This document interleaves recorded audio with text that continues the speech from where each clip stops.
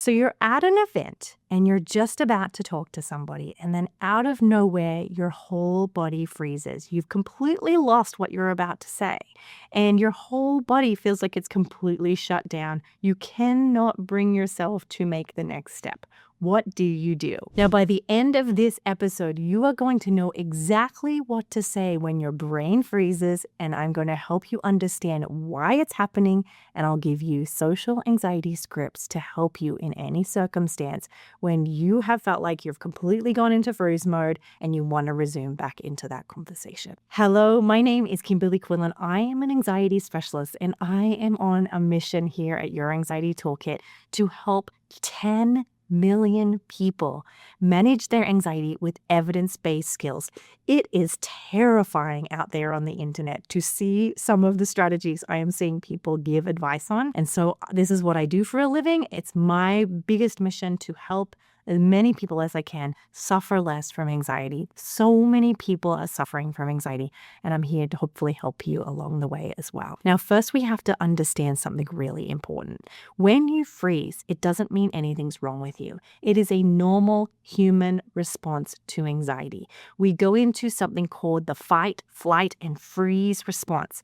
And the freeze response is exactly that freeze moment you have when you're in social settings. Now, what we want to do here is your job is to immediately normalize this response. You could say, of course, my brain froze. This is what anxious brains do when they're under pressure. We just want to completely normalize what's going on and remind ourselves it doesn't mean the whole evening is a wash. We can resume back into that conversation. Now, there is one key thing I want you to remember, which is do not leave. Once you've gone into freeze mode, it is normal to want to go into flight mode, which is where you run away. But we want to practice not leaving. Instead, we're going to inhale and exhale, and we're going to move into the next step. Now, I want you to first recognize that we have to drop this I must perform well rule. We're often anxious folks tend to be very perfectionistic.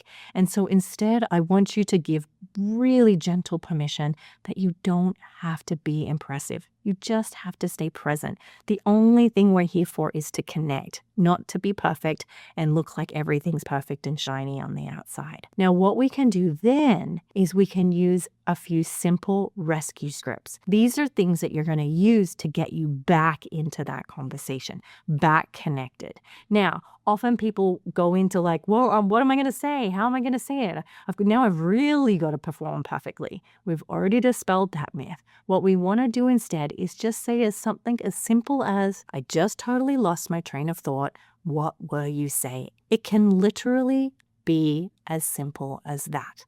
Nobody is expecting you to be perfect. Nobody needs for you to be perfect. And we're all human beings. We're all doing the best we can.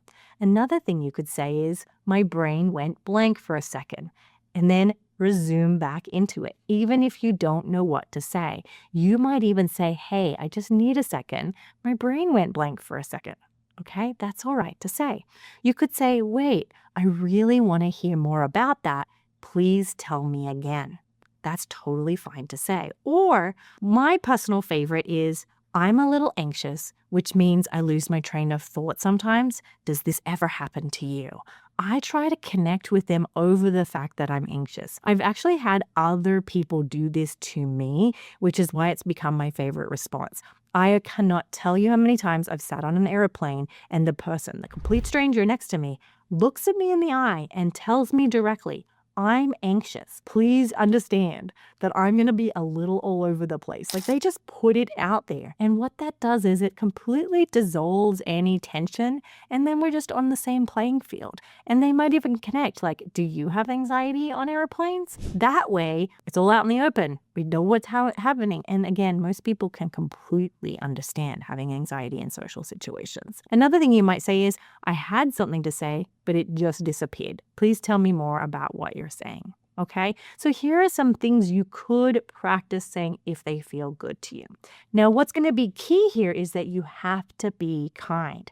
You can't say mean things to yourself, beat yourself up, say, oh, I'm such an idiot. We don't want to say that in front of other people. It's okay if you do, but it's actually bringing more attention to the negative stuff that you don't want them to see instead of bringing them through to connect with you, to bring them into like, hey, this is truly my vulnerable self. This is hard for me. Or maybe you're like, oh, I just did a normal human thing, which is I made a mistake and I lost my train of thought. The second thing I want you to focus here is you can make jokes. It's okay to make little giggly jokes about the fact that you forgot.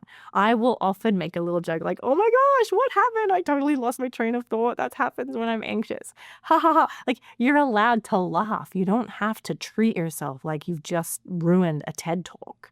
You are allowed to giggle, but what you're not allowed to do is self-deprecate. You are not allowed to put yourself down in front of other people. I mean, ultimately you are allowed, but I don't want you to. I don't want you to say, oh, I'm such an idiot. I always make a fool of myself. Or, oh, wow, I can't believe I screwed up again. That's not what we're going for. Again, we want to connect with them, not just put yourself down, because then they feel the need that they have to make you feel better, which really makes the dynamic go a little bit skewed.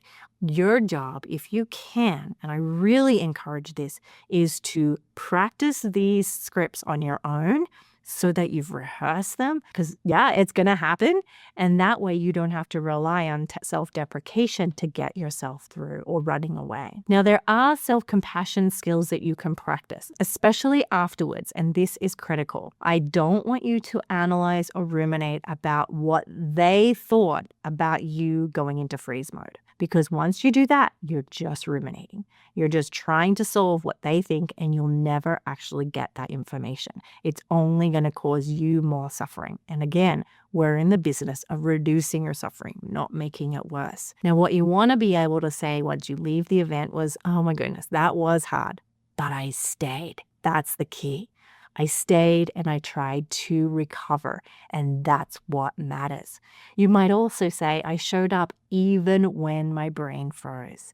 And what you hopefully will learn is that there was no big catastrophe. Nobody died because you froze. Nobody ran away and shunned you for the rest of your life. You're probably learning here that the world has space for you to make mistakes, which mightn't be a message you got as a child very often, but hopefully I'm here to give it to you. So when you're ready, and if you want to dive more into how to manage the post-review, the post-analysis, the rumination that you have after these events about what you said and all the things, head on over to cbtschool.com. We have a course called the Rumination Reset, and it is a specific course for this specific circumstance. It's for folks who ruminate about things that have happened in the past, or they're ruminating about things that may or may not happen in the future. What we know about rumination is it's an attempt to get control over something you have completely no control over and completely no ability to get certainty over. And I'm going to strongly encourage you to check that out. It's not an expensive course. Hopefully it gives you the exact step-by-step skills that you need so that you can also be working at reducing that rumination. Now, before we finish, please don't forget, you are allowed to be imperfect in conversations and still be completely, deeply worthy of connection. Those two things can exist at the same time. Please don't leave. Please just stay and practice the reps of recovering from when you go into that freeze mode. I want you to gently diffuse yourself from that freeze and move into connecting. You will get better at this with time.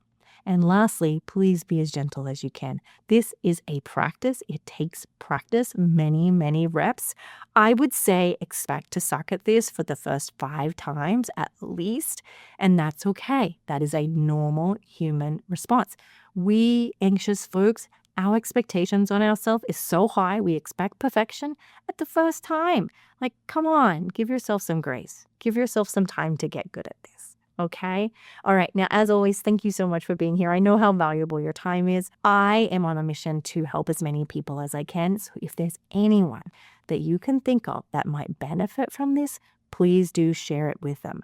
It will help me with my mission to just generally reduce the suffering on this planet. And it means so much to me that you do that. If you're here listening on YouTube, I want you to stay because we're going to then lead you to the next video, which is how to stay calm at work when your anxiety is off the charts. If you're listening here on the podcast, please do know that I do all of these episodes in a presentation format over on YouTube at Your Anxiety Toolkit. If you would be interested in that, I would love to see you there as well. Thank you again. And as always, it is a beautiful day to do hard things.